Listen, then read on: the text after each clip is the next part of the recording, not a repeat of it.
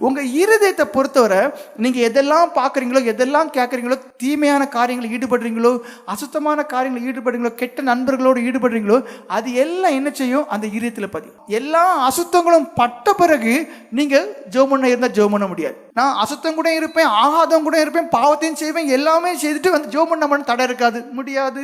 ஜெபிக்கும் போது எனக்கு தடை இருக்கக்கூடாதுனால் உங்க கண்களை குறித்து நீ கவனமா இருக்கு. ஏன் இல்லைன்னா அது தேவையில்லாத எல்லாமே பார்த்துட்டு அப்புறம் ஜெபம் பண்ண இருந்து பாருங்க, அதெல்லாம் மண்டையில ஓடும். உங்களிடத்துல குறைகள் குற்றங்கள் இருக்குமே ஆனால், உங்களிடத்துல பாவங்கள் இருக்குமே ஆனால் உங்களை ஜெபம் பண்ண முடியாது. ஏன்னா அந்த மனசாட்சி உங்களை குத்து. அந்த பாவங்கள் தப்பு உங்களை எதை நோக்கி கொண்டு போகும் தெரியுமா? அவிசுவாசத்தை நோக்கி கொண்டு போகும்.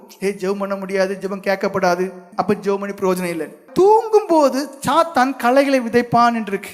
அதான் எழும்பும் போது இச்சைக்குரிய சிந்தனைகளோடு எழும்புவீங்க, கசப்புக்குரிய எண்ணங்களை போடுவோம், கோபம் மூர்க்கமும் எல்லாம் வரும். ஏன்? அந்த விதைகள் எல்லாம் அவனுடைய விதைகள். ஏன்? தேவன் உங்களுக்கென்று நியமிக்கப்பட்ட தூக்க நேரத்தை காட்டிலும் அதிகமாக தூங்குறதுனால.